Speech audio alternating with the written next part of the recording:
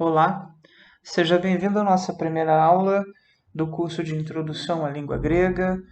Eu sou o professor Nathan Rodrigues e vou acompanhá-los nesse curso que não tem o objetivo de torná-los profissionais de língua grega, doutores, mas sim de introduzir, como o próprio nome diz, apresentar os principais fundamentos, né, aqueles primeiros passos da língua para quem tem interesse tanto em fins religiosos, ou seja, quem está buscando se aprofundar para conhecer mais o Novo Testamento, ou também para aquele pessoal que queira estudar por conta da, da filosofia, de conhecer e poder manusear os textos no original e não se perder, não se sentir assim como um peixe fora d'água, né? Esse curso é para você. Eu espero que vocês se sintam à vontade de usar os comentários e o e-mail para a gente poder se comunicar, trocar ideias, tirar dúvidas. Eu vou ficar muito feliz em atendê-los. Desde já eu peço que você dê sua contribuição, curtindo, compartilhando, porque esse é o meio que a gente consegue trazer novos conteúdos, novos vídeos e por aí vai. Bom, primeiro que eu preciso para começar a estudar grego. Primeiramente, vontade e paciência. Se você clicou nesse vídeo é porque vontade você já tem, e isso é um ponto extremamente positivo. E paciência porque grego não é uma língua fácil, é inclusive extremamente trabalhoso e complexo. Quem estuda grego precisa ter em mente que não é fácil. Muitas vezes você tem que parar, voltar ao dicionário, consultar a gramática, ver qual é o caso, e tudo isso demanda tempo, paciência, porque não é como uma língua moderna que você pode traduzir simultaneamente, até porque nós temos um recorte temporal muito grande, uma topografia muito grande.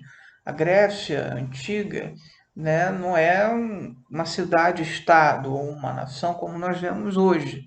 Né? São várias regiões, cada uma falando um dialeto, em um período grande, com autores, né, com nuances diferentes, e tudo isso a gente tem que levar em consideração. Além disso, para aprender grego é necessário uma boa gramática e um bom dicionário. Pergunta: há gramáticas e dicionários ruins? Sim, a questão de bom ou ruim, no caso, eu preferi inclusive o termo adequado ou não adequado. Por quê? Há dicionários que não são adequados para quem está começando, há gramáticas que não são adequadas para quem está começando, e outros que já são mais apropriados, né, para quem já tem uma familiaridade com o grego, né? Bom, a primeira gramática que nós vamos comentar é essa aqui do Antônio Freire. Gramática grega, ela é muito boa para quem está começando, é muito básica, tem tudo que a gente precisa consultar e ela está sendo editada recentemente, então você encontra nas lojas, nas livrarias, edições modernas a preços acessíveis. Outra gramática que é muito importante, né, e contemporânea, de fácil acesso, é a gramática do Ragon, que é essa aqui.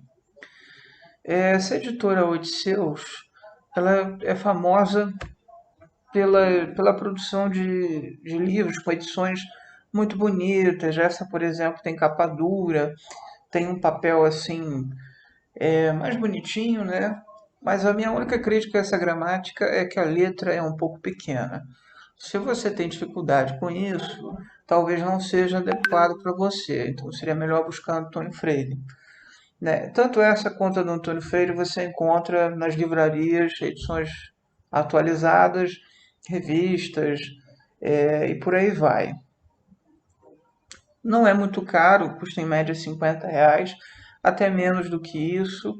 E a do Antônio Freire você consegue até encontrar em PDFs da vida, mas se você tem o objetivo de se aprofundar, eu recomendo que você compre a edição física, que pelo menos eu tenho mais facilidade. Essa aqui é um clássico para quem estuda grego, que é Os Gregos e o Seu Idioma, da professora Guida Neda Ferreira Barata Horta, professora da UFRJ, que infelizmente já nos deixou, da editora de Giorgio. E essa deve ser o compêndio, a gramática mais completa em língua portuguesa a respeito da língua grega. Ela traz exercícios. No tomo 2, né, lá no final, tem a resposta dos exercícios. Para quem está iniciando, não pretende se aprofundar absurdamente, o tomo 1 é o necessário. O tomo 2 ele é também muito bom para quem deseja se aventurar em questões de dialetos, né? Enfim, os dois volumes são muito bons. O problema é que a gente não tem uma edição nova há pelo menos 40 anos. Então, só é possível encontrá-los por meio de sebos, estante virtual, Mercado Livre. Não costuma ser caro, até porque não é todo mundo que tem interesse em língua grega, mas mesmo assim, os livros que se encontram normalmente estão em estados terríveis de conservação. Então, fica um pouco complicado. Algumas pessoas conseguiram escanear, tem PDF, mas é muito raro de se encontrar. Aqui tem uma que deve ser provavelmente a mais rara de todas, da professora Luciene Oliveira, se chama Gramática do Grego Bíblico Neotestamentária, tomo 1 e 2. Não encontrei nem a capa, mas essa professora Luciene, a professora da UERJ, foi minha professora de grego. Comecei a aprender grego com ela. E o material dela deve ser, para mim, mais adequado para quem está começando grego. Porque é muito didático, muito explicativo. Há exercícios que respeitam o tempo e a cronologia numa ordem, né, que facilita para quem está começando. O problema é que é uma edição da autora, né, ela própria fez o livro, publicou, custeou tudo e esgotou-se. Então não tem como. Tudo que tem você só encontra Mercado Livre, estante virtual, sebo, mas é raríssimo. Eu mesmo já encontrei uma edição por R$ 600, né, um volume. Então é bem caro e quem tem não se desfaz. Esse aqui da Odisseus também é moderno, tem vários idiomas, aprendendo grego, o famoso Reading Greek. Ele, se eu não me engano, é usado nos primeiros períodos da UFRJ e é muito bom para quem quer ser autodidata no grego, mas também para quem está iniciando. É um livro imenso, tá? Ele é grosso. Tinha umas edições que vinham com um CD, mas eu acho que pararam de fabricar o CD. E custa em média uns 100, 150. É um livro caro, mas é um livro muito bom para quem está começando.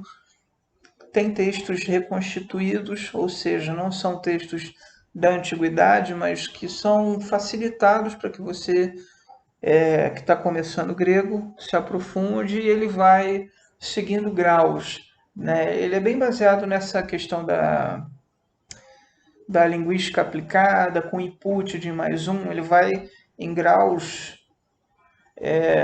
de um em um, bem didático para quem está querendo se aventurar e não tem um acesso a um professor, digamos assim.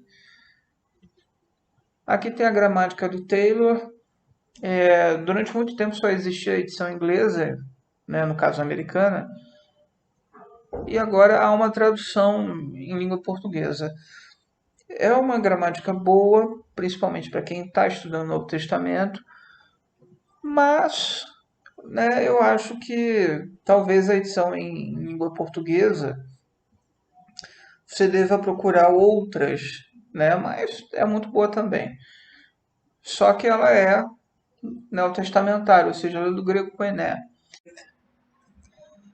Há também a gramática do professor Taylor, uma gramática, se eu não me engano, estadunidense. É muito boa, né? Durante muito tempo só existia edição em inglês, que é a que eu conheço, Não conheço a edição em português, mas acredito que seja apenas uma tradução e seja muito boa. Bom, sobre dicionários, os dicionários são um probleminha, tanto no Brasil quanto no mundo, sobretudo no Brasil, porque a gente tem a presença de alguns dicionários como Isidro. Ele é muito bonito, com a capa dura, letra dourada, é grosso, só que ele não é declinado. E grego é uma língua que não pode ter um dicionário que não seja declinado ou com declinações. O que é isso? Em grego, a gente tem a noção de caso. Dependendo do caso, uma palavra pode ocupar a função de sujeito, de predicativo do sujeito, pode ocupar a função de objeto e por aí vai. E são os casos que determinam isso. Isto posto, se você tem um dicionário que só traz o significado da palavra e não traz o caso, o seu significado é incompleto. Eu não posso entender, traduzir corretamente se eu não sei o que aquela palavra significa em determinado caso, em determinado autor, em determinada época, em determinada aplicação. Por isso, o Isidro acaba sendo um dicionário que não nos favorece. Apesar dele ser muito bonito, muito prático, mas ele só traz o significado. A esmagadora maioria dos dicionários declináveis ou declinados estão em outras línguas, como inglês e francês, principalmente inglês e francês. Bom, o primeiro deles, o mais famoso, eu diria, é essa edição de Oxford dos professores Liddell e Scott. Esse deve ser o dicionário de grego mais famoso e mais completo, acho que da história moderna, digamos assim. É um livro imenso, grosso, pesado e que custa aí na faixa dos seus 1.500, 1.800 reais, pelo menos. E está em inglês, obviamente.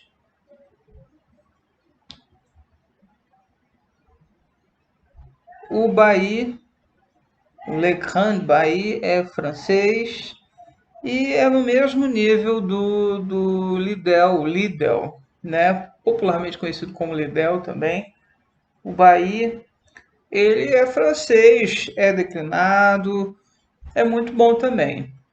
É um pouco mais barato que o Lidl, em torno de 700, 800, 1000, mas mesmo assim estudar grego não é algo muito barato. Em português temos esse primor da editora Atelier, organizado pela professora Deise Malhadas, que é basicamente a mesma proposta do Lidl e do Bahia. Só que tem um pequeno detalhe, ele é vendido em vários volumes. Então aqui tem, por exemplo, o Alpha até o Zeta. Né? A primeira edição ela foi inclusive vendida numa caixinha com uma luva bonitinha, mas os outros volumes acabam se perdendo. Então você pode acabar encontrando para vender o Alpha, por exemplo, e não encontrar o beta, ou a zeta, o ômicron. Então acaba se tornando um pouco complicado. Ele é bem mais barato que os concorrentes importados, mas é difícil de achar, pelo menos é difícil de achar todos juntos. Se eu não me engano, são cinco, 6 volumes. E é muito bom também. Agora, não cometa o erro que muitos estudantes de grego fazem, que é comprar esse dicionário da editora Porto, editora portuguesa. Ele é ruim? Não. O problema é que ele é de grego moderno. E quando se estuda grego clássico, né, a gente tem que esquecer grego moderno a princípio. Nada te impede de estudar grego moderno, claro que faz muito bem à saúde estudar grego em qualquer vertente, mas esse dicionário não nos serve. E muita gente compra por engano, porque ele costuma ser mais barato, geralmente R$ 50 você acha um dicionário desse. Ele é muito bonito, com a capa dura, tá? Mas não é de grego clássico, ok? Então, nas próximas aulas, a gente vai se aprofundando. Quem tiver alguma dúvida, pode deixar aqui nos comentários que eu vou tentar responder à medida do possível. Um grande abraço, até a próxima aula.